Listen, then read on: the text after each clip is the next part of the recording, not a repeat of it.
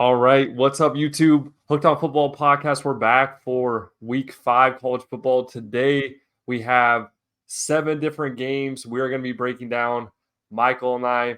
So we're going to get right into it. Before we even jump into the first game of the week, I have kind of a surprise to look at here.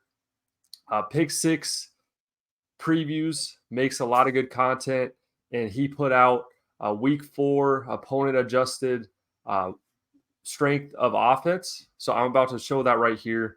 And Michael, we're going to make just kind of a live dissection. I've already been able to look at it a little bit, but I'm just curious what stands out to you when you look at this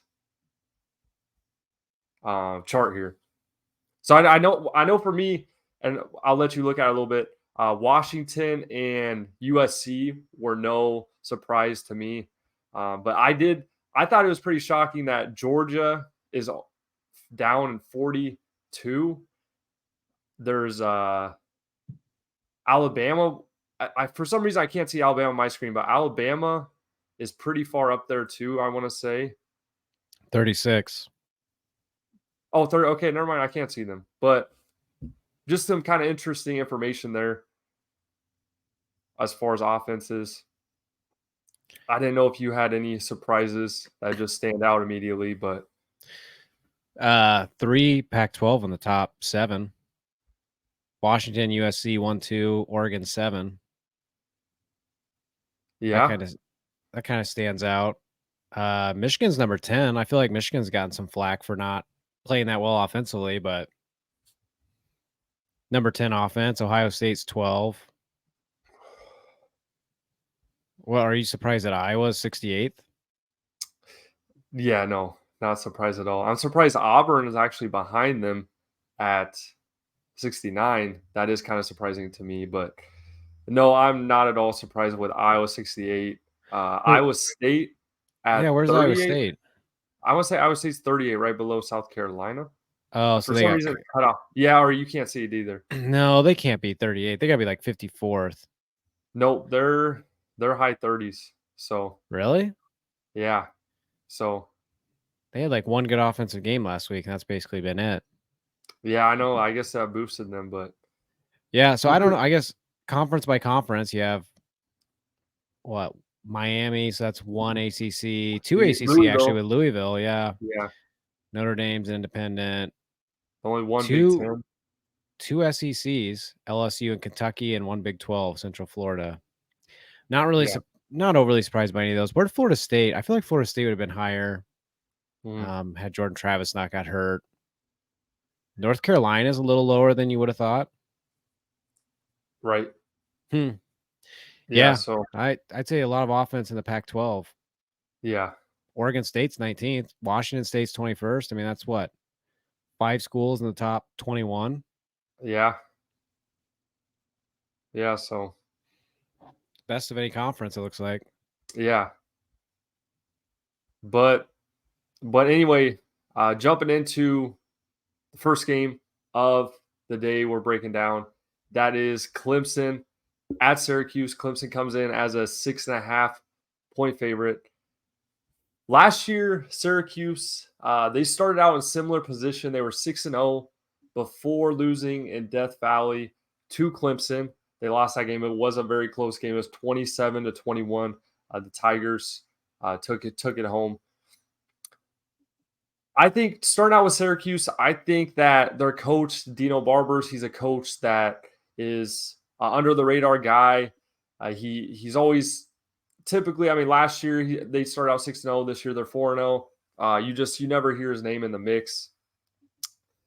But the game itself, I think it's kind of an interesting one. Syracuse or Clemson is only favored by about a touchdown.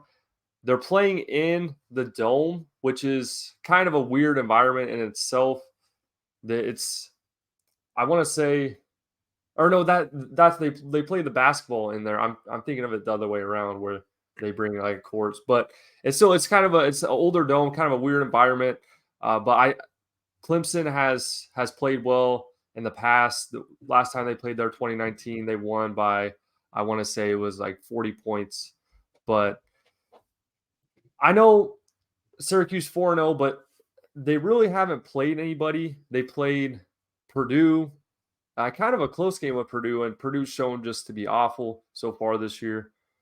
Army is respectable, but definitely not a team that should be hanging around with Syracuse if Syracuse is serious this year. Army was actually ahead by 3 at half. So I know too, Syracuse looks pretty insane statistically. I've seen a lot of stuff on the media about how Syracuse is top 5 in defense, top 5 offense, and things like that, which is definitely stands for something. However, I don't fall too much in love with those stats just because of who they played. I don't know. Clemson, there's a whole other side of the ball to discuss with Clemson, but what are you thinking with Syracuse right now? Yeah, I don't know. It's kind of a weird spot because in one light, yeah, you don't really know how legit Syracuse is or isn't because the schedule's been so bad. They played Colgate, then they played Western Michigan, then Purdue, and then they struggled against Army. Or they beat Army 29-16. They beat Purdue to 35-20. So I don't. It's really hard to know exactly what you're getting out of Syracuse or how good they really are or aren't. Those results against like Army and Purdue really are not that impressive. Purdue was on the road, I guess. Right? That was at Purdue, I'm pretty sure. So, I mean, I guess you give them a little more credit there for winning by 2 touchdowns, but I'm kind of honestly, I'm a little more curious to see what you get out of Clemson. Clemson, so starts out the season super disappointing, right? Lose, get blown out at home by Duke, who now Duke is running up the rankings. We'll probably talk about them later. Come back, win a couple games, and then you lose a heartbreaker last week at home against Florida State. And the reality is that's now 2 losses in the ACC. I guess what I'm getting at is how fired up is Clemson going to be for this game? They're 2-2. They know they're not going to do anything meaningful, right? No shot at a playoff. Maybe they play their way back into winning the ACC, but I mean, they'd have to win out and they'd have to have some luck, go their way. They've already played the 2 best teams on their schedule, probably, by ranking as of right now, Florida State and Duke. So I don't know. I'm kind of curious to see what you really get out of Clemson more than Syracuse. Like I'm almost, Clemson being a touchdown favorite at Syracuse in the Dome. It's going to be loud. I don't know. I mean, I almost kind of like Syracuse because I feel like Syracuse, you can make the argument it's going to be really fired up, right? Like they've got everything to prove in this game. They're undefeated. People are kind of doubting them. Syracuse started like this last year, couldn't back it up. Feels like they have a lot more to play for. I mean, I know Clemson's got more talent, but you can't help but wonder like what exactly is going through their heads. They're 2 like I said, they're 2-2, and the best you could do it this season is maybe claw your way back to win the ACC. But again, you probably have to have some luck go your way, So yeah, I don't know. We'll see. I'm curious to see, like I said, what Clemson looks like. I think it's more about Clemson than Syracuse. If Clemson shows up and they're super fired up and they play a great game, they'll probably beat Syracuse by a touchdown, if not more. But I'm not convinced they're going to after, losing a heartbreaker last week at home against Florida State. Yeah, and I think that's an interesting point you make about how that loss last week takes a toll on their psyche. Now that they're 2-2, they might not really want to get back up. They might be or they might not be very motivated. But in my opinion, I think from what I saw last week and the weeks prior, I think Clemson, they are no doubt top 20, probably a top 15 team. However, they might not ever get back to that position just with their 2 losses right now. But I think if Sweeney can get them focused and get them ready to play, I think that they can beat the Orange this week, but we'll see. Moving on to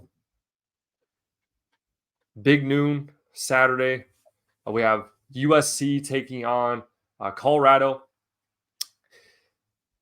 Very interesting game to say the least. The odds right now for the USC is to win by 21.5.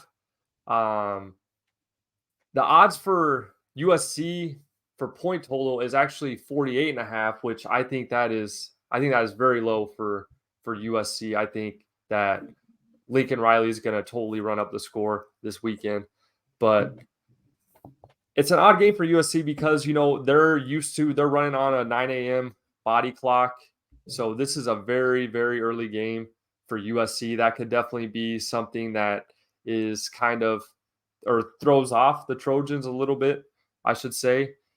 You could also argue that. So I know last week was Arizona State, and it was, I believe, 42-28. It was actually a pretty close game for most of the game, and I know USC kind of pulled away at the end, and I know that's why a lot of people are saying that they think that USC and Colorado will be close for this week. However, I'm not buying it because I think that last week you could argue was a little bit of a look ahead game for USC. They had Colorado. I mean, I know it's kind of despite though they do come in as this huge favorite. So technically it's not a big game for USC because it's a game they're 22-point favorite, almost bigger favorite than they were last week, I want to say.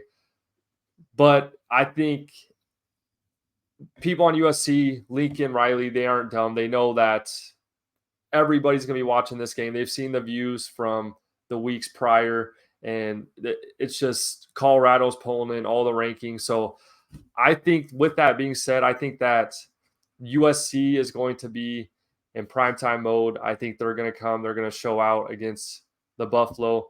Really, the only question mark is for USC is their defense. Their defense, obviously, everybody knows if you follow college football that their defense has not been good. I personally think it has been improving. I think we might see signs of improvement. I know Shedeur Sanders, he definitely is not a slouch. He's averaging, I want to say 350 yards passing. He had a really bad game last week, but he's only thrown one interception. He has 12 touchdowns. So we might see Shedeur Sanders and the Colorado offense come to life. I think they're going to show signs that they actually have a pulse, unlike against Oregon, which was just wretched. But I think I could see them scoring maybe, once or twice, possibly 3 times, maybe getting up to the 20 range. But that's about it. I don't think that they're going to be – I think this game they're not the potential, but I think it will get out of hand for the Buffaloes. Yeah, I don't remember. Someone said this week about how Colorado is basically getting everyone's best shot.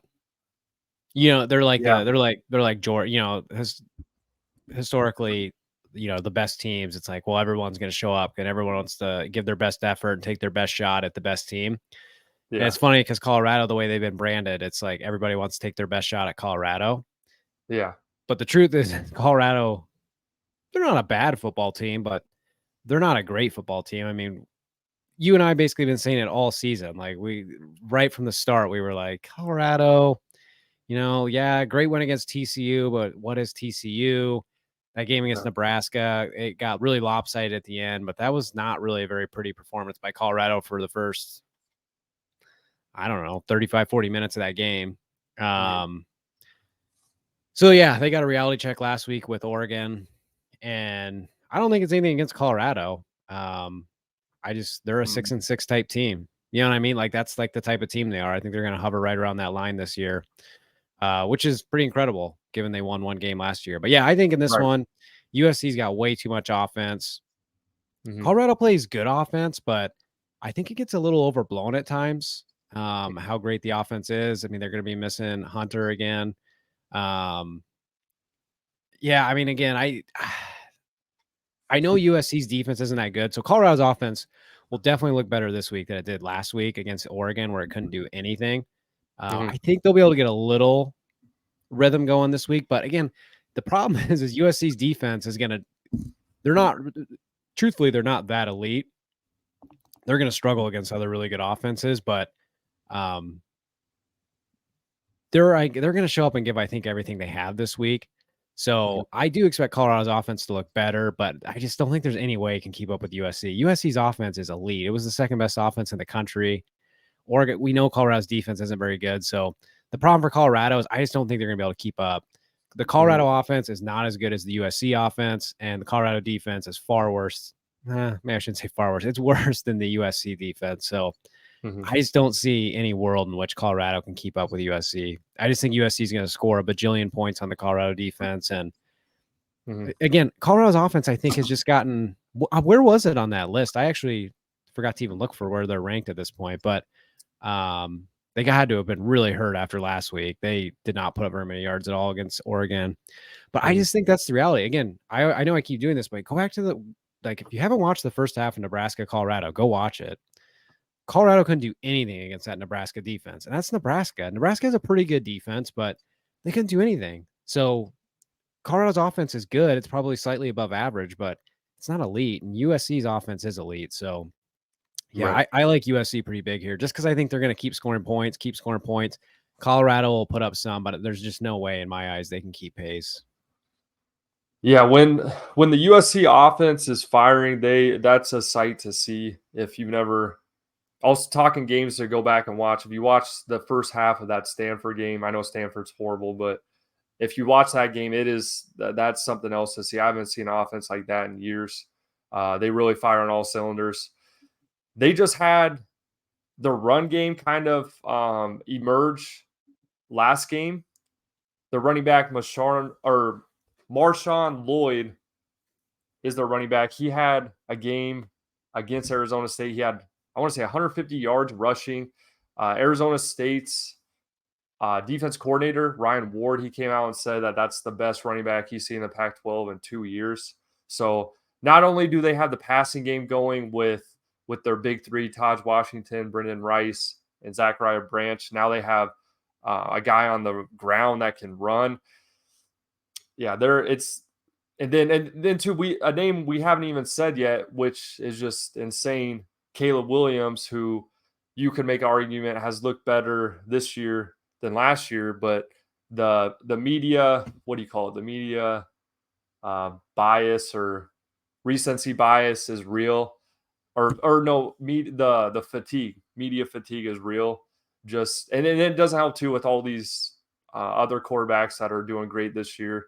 Caleb Williams, I mean, you still see him a little bit, but you don't see him as much as you saw him last year, and he's putting up insane numbers, about around 300 yards, 12 touchdowns, I want to say, no interceptions. So, yeah, to me, like what you're saying, Colorado simply, it's just a mismatch. I know they're playing at Boulder, but yeah, I don't see the Buffaloes getting it done. Stinking Lincoln, he's going to. I could see them honestly putting 60, maybe 70. I think it comes to a point where, at college football, these coaches have egos. They see Lincoln Riley, he sees Dan Lanning put up 42 on Colorado. In his mind, the way he works, I could see him wanting to put up 50, 60 just to show how dominant his offense is. Because I think those two are definitely the front runners as far as offense. Maybe you could throw Washington in there for the Pac-12 top offenses, or you definitely could, but those three are the top in the Pac-12, if not the whole FBS. But moving on to the next one here, we have the Jayhawks, number 24 Jayhawks, just emerging in the Week 5 AP Top 25 poll versus the Longhorns. This game, actually, fun fact, this is the hottest game of the week. Austin is supposed to be right around 97 degrees. I'm not sure what the heat index is. I saw there's a little humidity there, but it's going to be a hot one in Austin, right in the middle afternoon, 2:30. So breaking down the history of this game, last year was a 55-14 game. If you don't remember, this was a game that Bijan Robinson, who's now playing for the Falcons, just went crazy. He had close to, I want to say he might have had 200 yards, over 200 yards. I'd have to make sure, I'd have to look back at that. But he had an insane game, and they just totally dominated the Jayhawks in Lawrence. The year before that, though, in 2021, the Jayhawks actually won in Austin 57-56. That was an overtime game. Very impressive win. However, the dynamics are a little bit different than they were in 2021 as they are now. As you know, Texas, they actually have a legit quarterback playing right now. But with Kansas, you can't stress how good of a job Lance Leipold has done. His second 4-0 start to a season in Kansas, which was a program that was for many years basically the laughing stock of Power 5 football. Everybody knows I had a great basketball program, but football going over, made one win. Everybody took their turns in clowning them, but Lance Leipold has constructed them into I don't want to say powerhouse, but a respectable Power 5 team. Jalen Daniels, Kansas quarterback. He is no doubt a top 25 quarterback. Very fun to watch. Might be one of the most fun quarterbacks, probably top 10 quarterback, and just watching to watch. But the defense, I think the defense has gotten better for the Jayhawks. They have Kobe Bryant spelled with a C. He had a huge game last week against BYU. He had 2 interceptions. He had 1 forced fumble into a touchdown, which was a huge hit on the BYU. But the Jayhawks, they did give up 27 to BYU, and BYU statistically is not really a great offense. I forgot what they were in the Pick Six previews, but they're, according to the NCAA power rankings, they rank 109th, so actually below average offense. So I think they're outmatched in this one, obviously. You could make an argument that this is a look-ahead game for Texas with the Red River Shootout approaching next week. So there is that argument, possibly. But Texas defense is looking really good. They have a lot of depth. I think their receivers are a big mismatch for Kansas's secondary in A.D. Mitchell, their wide receiver, and Jatavion Sanders, their tight end, who might be the best tight end in college football. I just the line 17 or 16 and a half, I'm sorry, in Texas's favor. And I really don't think that the Jayhawks stay around in this one. Yeah, I don't really think so either. Kansas is 4-0, but their 4 wins are over Missouri State, Illinois. Well, Illinois hasn't ended up being very good. Everyone thought they might be okay this season, but they look like they're going to be bad. They only beat Nevada by a touchdown. I think that's worth noting because Nevada is 0-4. They got absolutely hammered, lost by over 50 to USC, lost by 30 to almost 30 to Idaho, and then just got beat by double digits against Texas State. Nevada's closest game of the year was against Kansas, for what it's worth. And then, Kansas got a good win against BYU last week, so you give them credit for that, but I don't know. I'm not really convinced. I actually think Texas will kind of show up for this one just because they're going to hear the headlines. It's down in Austin. Again, I know you can make the argument, it's a look ahead spot. They have Oklahoma coming, but didn't Kansas just beat Texas for like the first time in almost forever a couple seasons ago? Or you might have just given that stat. Yeah. Yeah. I just don't think Texas is going to get caught here. If you like Kansas to cover, I could see that. If you think Kansas might be able to stick within a couple touchdowns, but I can see backdoor. Texas, I'm just looking at their scores really quick. They've only played one game that they've won every game by double digits. And obviously the closest game was a 10-point win over Bama. So I don't know. I actually might favor Texas in the points there. Just because I think Texas is going to hear the chatter this week. I think they'll show up. I think they'll play well. And like I said, I don't know if Kansas is really that good when you just go through their results. Like, none of these wins are really all that impressive. Like I said, I'm just looking up Illinois. Like, Illinois really fast they are 2-2, barely beat Toledo, lost to Kansas, lost to Penn State, and then barely beat Florida Atlantic last week. So, anyways, yeah, I think I would take Texas here. I could see, like, if someone was really high on Kansas, maybe getting the points. But personally, I think I'd go Texas in the points here. I definitely don't think they lose, and I think more than likely they probably run away with the win.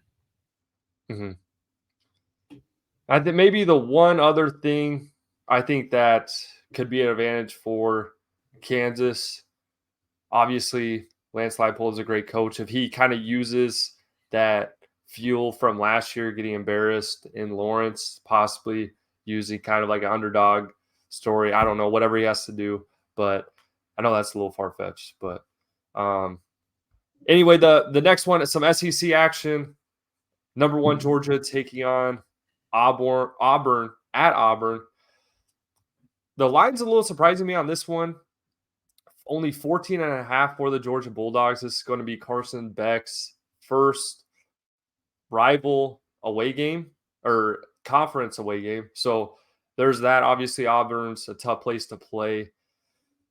Auburn, though, you saw at the beginning of the video here, Auburn, their offense is in shambles. Their quarterback, I wanted to say Bo, but obviously Bo's at Oregon. The name has escaped me. Drew Pine? No, Drew Pine's at Arizona State. Okay, I can't remember Auburn's quarterback, but he's having no time to throw. The offensive line has been very bad. Peyton Thorne?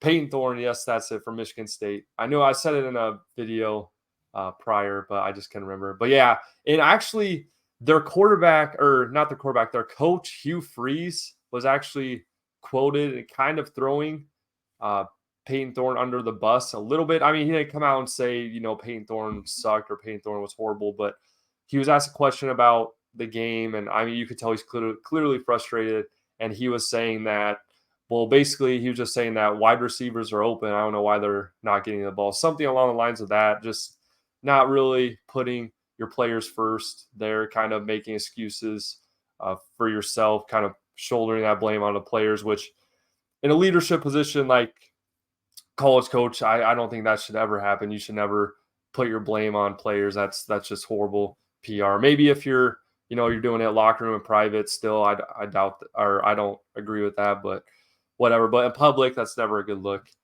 But anyway, getting kind of off topic there, bringing it back. Hugh Freeze, he's been an up and down coach through his years at Ole Miss. He had some huge upsets, so he does get up for big games, and I think he gets his team going. When he was at Ole Miss, he upset Alabama for the first time in I think it was 20 years. And not only did he do that once, but he did that twice. So he had 2 upsets consecutively against Alabama, which is pretty big.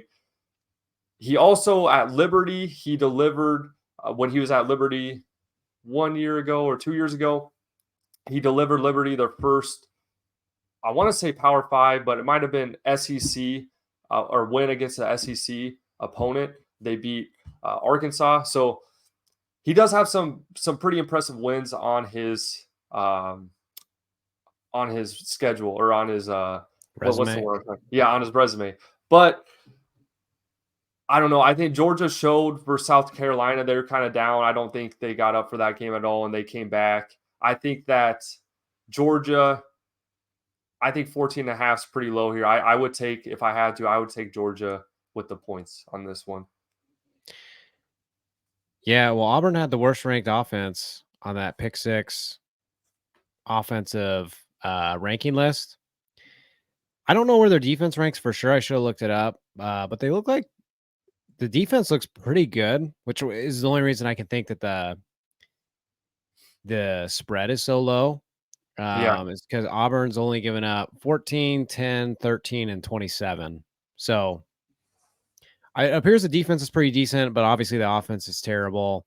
Yeah, Auburn can be a tough place to play. What is Auburn's record? Yeah, 3-1.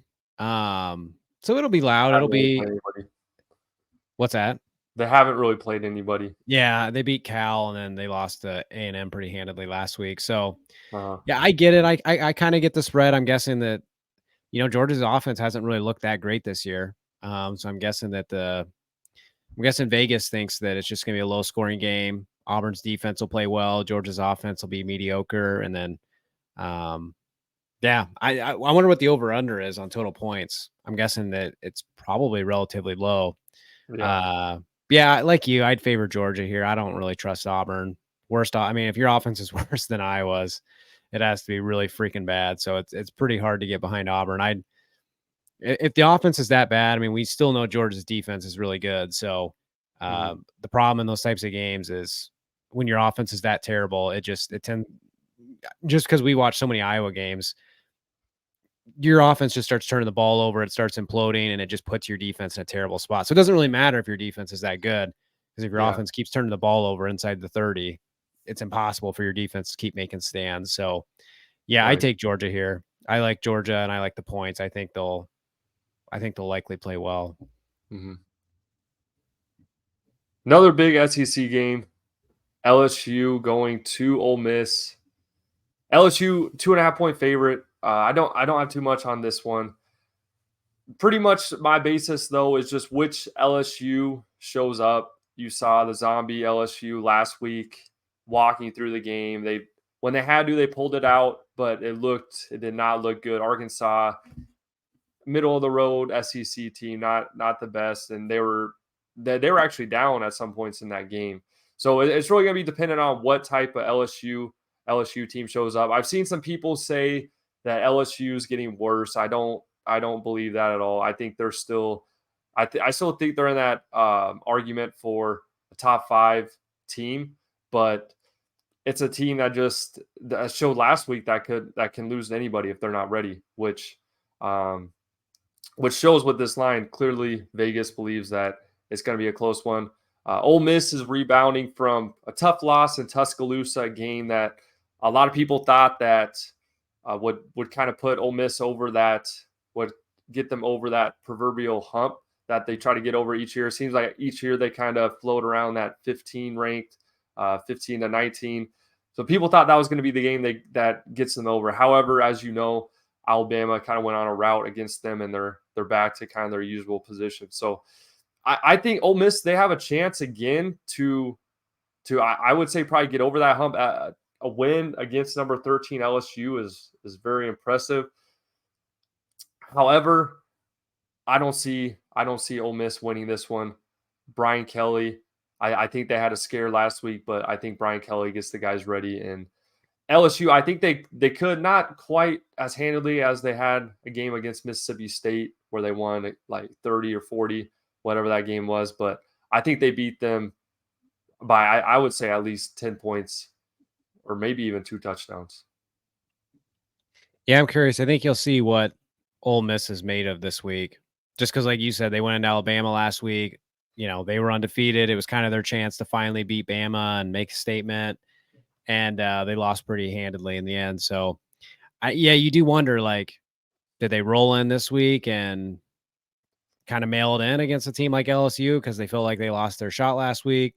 Or do they rebound and do they come out swinging against a really good LSU team? So, and then, on the other side of the ball, like you said, again, LSU had a disappointing, I mean, they won, right? So it's like, oh, disappointing win, but they still beat Arkansas. So, but they come in this week and look a little more polished, play a little better. So, I don't know. Tough to say. I would agree with you. I've been pretty high on LSU ever since watching that Florida State game. I just think they're good. Jane Daniels is really good. Ton of talent on Malik Neighbors. Yeah, I mean, they just have a ton of talent. Ole Miss has a lot of talent too, but I mean, I would favor LSU's talent against Ole Miss's talent when they're both at their peak. So, yeah, no doubt. Yeah, I get why the line is thin though. Just because LSU looked a little shaky last week. Ole Miss is still really good, even though they got handled by Alabama. I thought Alabama looked a lot better last week, to be fair. I thought Milroe played pretty well. All in all, the Alabama defense I thought looked quite a bit better. So, yeah, I'm like you. I favor LSU. I've been pretty partial towards LSU all season. LSU's kind of got a big stretch, assuming they get through Ole Miss this week, which, like I said, I think they probably will. 5:00 kick, by the way, at Ole Miss, so that'll be a pretty rowdy environment. But they go to Missouri next week, which is also a tough environment. Yeah. Then LSU basically gets 2 weeks off. They play Auburn at home, Army at home, before they play Bama and Florida, which will basically wrap their season up. Not actually, but those are two of the bigger games left. They do play A&M the last game of the year, but point being, LSU's got a bit of a stretch here to kind of figure out who they are. So, I'm going LSU in the points here, but I completely see why it's a close game. And like I said, I'm curious to see what Ole Miss is made of. See if they show up and they try and punch LSU in the mouth, or if they come in dejected after losing a pretty disappointing one against Alabama last week. Yeah, and you bring up, we don't have this on here, but you bring up Missouri, their team that got a lot of pub after last week's win and the week previous against Kansas State. They're kind of hot on everyone's radar right now. I think that this week is definitely a trap game for them against Vanderbilt. I think because they're playing, it's Missouri at Vanderbilt. So I think Vanderbilt is a team that they at least have a pulse. They might be towards the bottom of the SEC, but I mean, if you come in there sleepwalking, they're going to upset. So I think Missouri's already looking towards LSU for sure. That's going to be a huge game, especially if Missouri gets it done. But I think that's a trap game. I don't even know what the spread is for that, but I would probably like Vanderbilt on the points there. Yeah, it's kind of weird. I don't know. Missouri's got a rap for being a tough place to play. Yeah, Missouri's one of those teams, though. I'm not really a motivated LSU team. I think will likely just steamroll Missouri. But Yeah. I just looked at Missouri's schedule really quick. They beat South Dakota. They beat Middle Tennessee by 4. They beat Kansas State, which that's a good win. But Yeah, it's also a big time rivalry game, and sometimes those ones are tough to track. Memphis by a touchdown. Missouri also has not played a road game this year, so Vandy will be their first road game this week of the season. So yeah, I don't disagree with what you're saying because I don't necessarily think Missouri is that great. But yeah, they are kind of in the look ahead spot because it's easy to, they probably will beat Vanderbilt and go into the game against LSU 5-0. That could be game day. Yeah. So yeah, I mean, I see what you're saying with them. That can sometimes be a tricky spot, but first road game of the year, you think the coaches will get them motivated, first time going on the road, all that type of stuff. So they'll probably be okay. And yeah, but that's true. Assuming LSU beats Ole Miss, which is a big if, that'd be a fun game next week. That'd be a big one in the SEC. Yeah, no doubt. Moving on, the last game of the day, we have number 11 Notre Dame taking on number 17 Duke, 6:30 ABC. Notre Dame comes in as a 5.5-point favorite. So lay down this game. This is College Game Day's first time ever in Durham. There's no doubt Durham will be on fire. Durham's kind of developed in the past year, kind of tough place to play. The Blue Devils have 5 straight wins at home. I know there's a lot of talk on this game. I've seen a lot of people are falling in love with the Blue Devil hype, which it's tough not to, honestly, when you look at their coach, Mike Elko. He possibly could be the better coach in this matchup. Honestly, and that pains me to say because I like Marcus Freeman, but Mike Elko is a hell of a coach. People think he's going to be going actually to Michigan State. I know his buyout's very big, but just because it's hard to keep a coach at a program like Duke, but very similar to the Lance Leipold situation. Mike Elko's doing the similar job in Duke. He's kind of built this program from the ground up. But with Duke, I can't even remember if I said this, but I think that Notre Dame, this game, has a chance to get out of hand in Notre Dame's favor. I think that, yes, so Duke, when you look, they have a great defense statistically. They're one of the top defenses. I think they're one of the top offenses too. Duke has Riley Leonard. People have just, what I've seen, really lost their mind with this kid. I know I've seen interviews with him. He seems like a great kid, super down to earth, nice. But I know too, he had a great year last year. However, his stats just don't kind of. I don't see where people have this infatuation with him. I've seen people even say crazy things like he could be in the Heisman watch. People say he's one of the top 5 quarterback. I know I was just watching some the other day where someone was talking about how Sam Hartman, Riley Leonard's probably a better quarterback than Sam Hartman. And Riley Leonard's a lot younger than him, so maybe he could eventually because Sam Hartman's a little bit older. But right now, I don't think there's any question that Sam Hartman is a superior quarterback. When you look at Riley Leonard's stats, I mean, he's thrown 2 touchdowns in 4 games.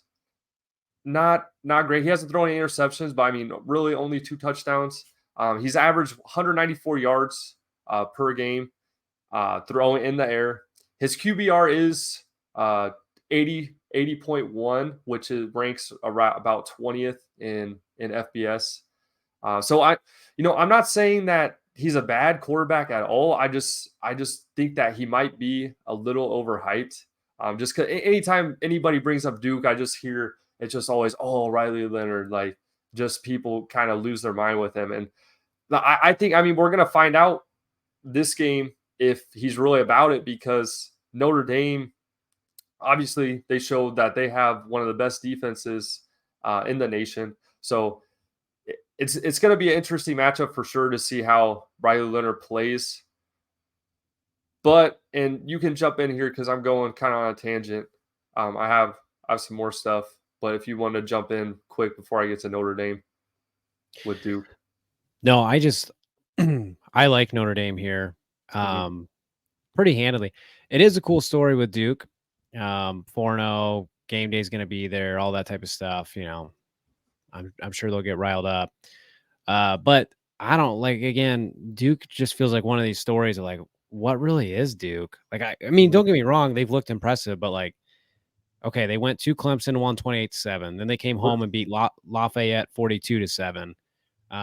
They beat Northwestern 38-14. I'm looking at Northwestern as being terrible. They did come back and beat Minnesota last week. I don't really know how, but and then they beat UConn 41-7. So I don't know. I mean, you beat Clemson. I mean, that was obviously a great win.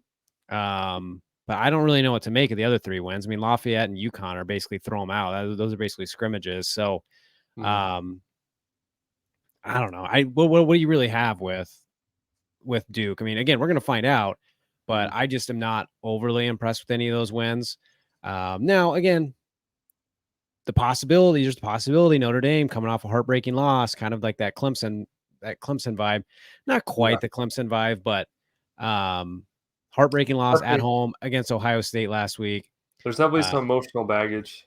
Yeah. To be fair, I mean, I don't know if Notre Dame can get in the playoff at this point. They're not in the driver's seat, right? Undefeated conference champions are probably going to beat them out for the playoffs, so they have to have teams lose. I'll let you keep going. I actually have an argument for this later, but you keep going. Yeah, if you get, say Oregon's undefeated Pac-12, Georgia's undefeated SEC, Michigan's undefeated Big Ten, and Florida State's undefeated ACC, or Texas, Big 12. Probably, in my opinion, that's just who gets in. So Notre Dame's not in a great spot there, but again, I do think Notre Dame's a lot more talented than Duke. I think they're going to win here. I think maybe the moment's a little too big for Duke on this one. I think Notre Dame comes in, and I think Notre Dame wins pretty handedly, kind of makes a statement in a bounce back game.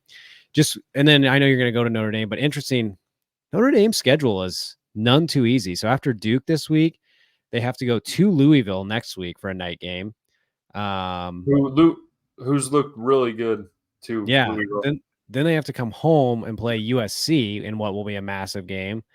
2 weeks off. They get Pitt at home, and then they go to Clemson, Wake at home. Well, they finish pretty easy, but that's going to be a tricky stretch here. At Duke, turnaround at Louisville, night game at Louisville. Louisville's going to be super fired up for that one. And then you come home and have to play USC. So that's big for Notre Dame. But I just like Notre Dame in this spot. I just don't think, again, fun story for Duke, but we don't really know what they're made of. We know Notre Dame is legit, and I think Marcus Freeman will have them. I think he'll have them ready to go, even after a heartbreaking loss last week. I think they bounce back here. And I might go over some of the points you just made here, so hang in there with me. But I thought of one thing before. Because I could see somebody may arguing with me about the Riley Leonard, saying about how really his strength is with his legs. He's a great runner, and for sure I think Notre Dame's going to actually have kind of a tough time containing him, because he's shown he can break off 30-40 yard runs. He did it against Clemson. So that's definitely going to be a challenge for Notre Dame in containing him. But anyway, to get on with the Notre Dame, I think so. You said you're not sure about, and you probably think that they won't get into the playoffs. However, I think that if you're Notre Dame, you got to lock in right now. You can't let Ohio State beat you twice. They beat you last week, but you can't hang your head. You got to get back up, get ready for this one. Because I think that Notre Dame, in my opinion, I think they still control their own destiny. That Ohio State team, in my opinion, I think they're top 2 team in the country right now from what I've seen. And like you said, Duke, they have probably it'd be tough to find a tougher schedule than what Duke has coming up, like you said. So I mean, obviously, I have Duke, which Duke we've been talking about them, but Louisville, like I said, they've been looking really good. They're an explosive team. Jeff Brom has his guys going. Jake Plummer, their quarterback, he threw for 400 yards last week. So I'm actually going to be getting into that a little bit towards the end of the video here. But then they have Clemson, who, like I said, I believe that they're a top 15, top 20 team, even though the poll doesn't indicate it. And then USC, which USC is USC. So that's going to be, and I want to say that's in South Bend, so that's definitely going to help. But it's tough for me imagining Notre Dame winning all those games, going 10-1, 11-1, whatever, and not winning out, and not making the playoffs. I think that, and I'm kind of basing this off too, though, a little bit off of the Pac-12 being, I think they're going to be cannibalistic this year. I think they're going to eat each other up. I think that I could possibly see a scenario where there's the Pac-12 so good this year, but I could see a scenario where no one makes it in just because they beat the crap out of each other. Both all the teams are so good this year. So I could definitely see that possibility. However, yes, like you said, if Oregon or maybe like Washington, if they went out, then I think that they could lose their position to an undefeated Pac-12 team. But I think, obviously that's a lot of what ifs, but I think that if Notre Dame, if they stay true to the process, they went out, I think that there is going to be a spot waiting for them for the college football playoff. But before we get off this one, I just have a couple points of emphasis for Notre Dame. So since 2017, the Irish are 33-34 in ACC contests. They don't lose a lot playing ACC teams. I think too, some people were saying about how last week's disappointing and stuff, and the Irish aren't that great. However, I think that they showed last week that they can go toe-to-toe with a very elite offense. Hartman didn't have his best game, but he definitely, I would say he rose to the occasion for sure. That was kind of the problem for Notre Dame teams in the past, where they have not a great quarterback who can't keep up with other teams' passing game. I think Sam Hartman showed that he could step up. I think too that Estime, he had a little bit of down game. I know Ohio State outrushed Notre Dame. I think it was like 176 yards to 129. So Ohio State definitely outrushed Notre Dame. However, though, I mean, Audric Estime, he still rushed for 5 yards. That's what he averaged, 5 yards a carry, against probably the best defense in college football.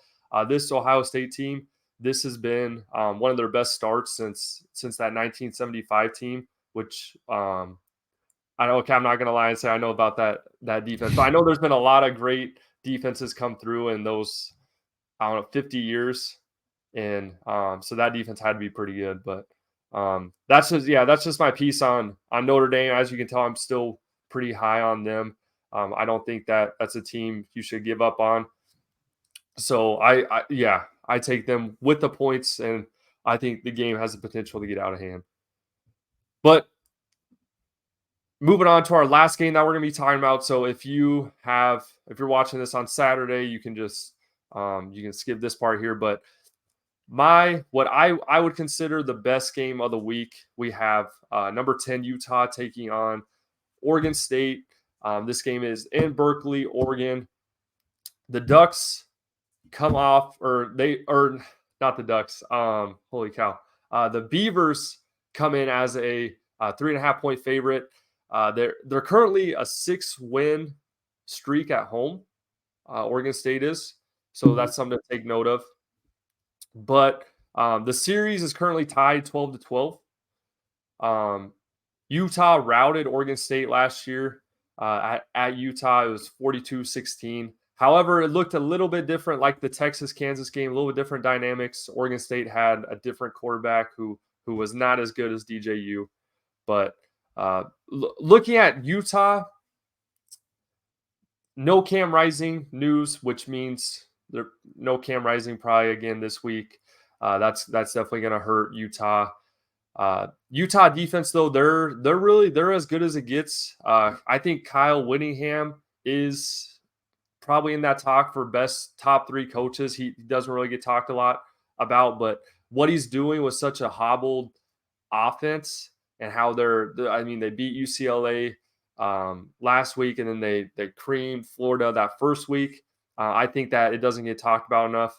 I think that I heard some talk. People were saying that Utah might be all high and mighty off their win against UCLA, but I just don't see Whittingham letting his players get like that. I mean, I think he keeps them pretty grounded, and it just seems week in and week out that this team's ready to play. Is actually very impressive. So Utah definitely has that going for them, but it's going to be a struggle for them containing Oregon State's triple run threat. Oregon State has 3 guys that really come right at you. They got Damian Martinez, who's said to be the best running back in the Pac-12. You have kind of his sidekick, Deshaun Fenwick, who had kind of a coming out party, I want to say, against Washington State. He had 100 yards in last week's loss to Washington State. And then DJU, who has shown he can make some great runs, though he has not been passing it that great. I want to say he's completed, I think it's like 53% of passes. So this year he's not off to a great year passing, but he has looked good running. But Utah really, I mean, essentially they pose no threats with Cam Rising offensively. They scored 14 last week, and 7 of those points was a pick six, literally the first play off the line of scrimmage. So if Oregon State wants to win again, that's going to have to be a score like UCLA. I don't see Utah, even though they have a stout defense, I don't see them containing Oregon State to single digit. I think Oregon State is pretty legit up front, their offensive line and all the weapons I listed. I know, and then they have a great receiver too. I'm forgetting his name, but on the outside of DJU can connect. So no Cam Rising for me. This is, I don't want to say easy, but I think that Oregon State covers here. Is Cam Rising, is he coming back this season? I assume the plan is for him still to come back, but but just every week, This is week 5. Uh-huh. At a certain point, like, he's going to come back, and it's going to be the halfway point in the season, and he won't have played a football game in nearly a whole calendar year. So, like, you start to even wonder. I know he's still going to be good, but you have to start to want. I mean, there's going to be some rust there. I guess. Let me look ahead on Utah's schedule here. They got Cal next week at home. That wouldn't be a terrible game for him to come back. Wait, what the hell happened to my thing? Oh, yeah. So, okay. Basically, they've got at Oregon State, they get Cal at home, and then they go to USC, Oregon at home, Arizona State at home, Washington at home. Yeah, they could really use him coming back sooner rather than later. But at this point, I don't know. Even when he comes back, like, if he can't come back next week against Cal, he's got to come back against like USC or Oregon. So that's a pretty tough spot. What's their quarterback's name? Is it Nate Johnson? Nate Johnson is the freshman who's true freshman that's been playing. And then that other guy, Bryson Barnes, is the other guy. Yeah. Nate Johnson played last week against UCLA. And his numbers were fine. I mean, ideally, I don't think he would be playing. You know what I mean? Like, in a perfect world, they'd have Cam Rising. He wouldn't even have to be on the field this year. But he's going to be pretty good. It's a tough spot for him right now as a true freshman. So, I don't know. I actually could see Oregon State potentially in this spot. I do think Utah is really good, but they really lack explosiveness on offense. I just feel like they're a little handicap with Johnson, even though he's an incredible athlete, but he doesn't have he hasn't shown a tremendous ability to throw the ball yet. And we know Oregon State can put up some points. So big spot for Oregon State. A lot of hype this year. If they lose to Utah tomorrow, since we're filming on Thursday, Oregon State, I mean, that feels like it's kind of it for their season, right? Like, yeah, they'd have 2 losses there, and they still have Washington and Oregon left on the schedule. So if they can get through, if they can beat Utah, if Oregon State can beat Utah tomorrow night at home, they play at Cal, UCLA at home, at Arizona, at Colorado, Stanford at home, and then finish with Washington, Oregon. They could conceivably just have 1 loss going into the final 2 weeks of the season if they can get through Utah. That's a big if, but I don't know. I almost kind of like them in the spot. Revenge spot. Like I said, Utah's a little handicap with what they can and can't do without Rising and whatnot. The quarterback situation's kind of been an issue all year. So I'll be curious. Oregon State's offense, which has been pretty good all season, this is a good spot for them. If they can put up some points, I think Utah would struggle to keep up. So I think it's going to be I think the big battle is going to be Oregon State's offense against the Utah defense, because I don't know. The Utah offense isn't particularly explosive. How many points have they been putting up this year? 14 last week against UCLA, 31 against, Weber State, 20 against Baylor, 24 against Florida. So, I mean, again, not a particularly explosive offense. They'll get some points on the board because they're, fundamentally sound. But I kind of like Oregon. I do kind of like Oregon State here in this spot. I don't know if I take points or anything like that, but on the money line, I think it's actually a pretty good spot for Oregon State. And we always come back comparing this to Iowa because that's where we live. But I think the difference between there's a lot of differences between Utah and Iowa, but one of them for sure is that they can actually give their defense a chance to rest, because I think their offense, while it's not explosive, it's sound and it's disciplined. They might go. I think each drive they're going to maybe get maybe two first downs. They might not get to the red zone, but they're going to give their guys just enough rest to get back out there. Whereas, as you know, with Iowa, it's a 3 and out right away, and defense is on the field before they even know it. So, but yeah, tomorrow night, definitely a must watch in Berkeley. That's gonna be a great game. I'm excited for that one. So in closing here, I just have one note. We're not going to break this game down, but I think a game to look out for tomorrow. I'm really enjoying these Friday night games, but Louisville is at NC State tomorrow night at 6:30. I think this is going to be super, to say the least, a super interesting game to see if Louisville's hype kind of keeps rolling on here. There's a lot of people high on them, and I mean, for good reason. They put up 60 points against Boston College, who Boston College was a team Florida State struggled with 2 weeks ago or a week ago. So again, against though NC State, I learned quickly from that Notre Dame game that is no joke. There's definitely something to NC State Stadium, just like Washington State's, just like who's the other team with the small stadium? I can't remember, but those Texas Tech and Lubbock. There's definitely something to that stadium. So I'll be curious. I think that'll be a good game too.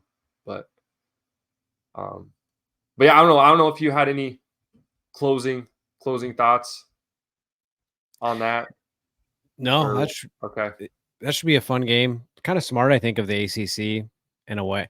I mean, it's like for us, it's kind of fun to watch on those Friday night games, but it also kind of sucks, like, for all the high school football going on all over the country. Or, you know what I mean? Like, there's a lot of loyal football fans that get sucked into Friday night football. So, like, obviously ratings must be okay, or they wouldn't keep putting them in this spot. But, for you and I, it's kind of fun, and I think in a way smart for the ACC, because this is the type of game that on a Friday night gets featured and might get extra looks. Whereas on a Saturday, this type of game is just going to get drowned out. Unless you're a fan of Louisville, NC State, or you're just a big time ACC fan, you're probably not watching. So, but yeah, I agree. Louisville's been pretty explosive.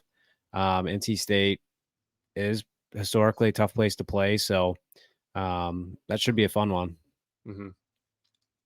But so there you have it. Week 5 covered it all there. At least our 7 games that we picked out. We're wrapping up just about an hour here. So as always, we appreciate you guys watching. Make sure you tune in to next week for week 6. But we will see you guys in the next one.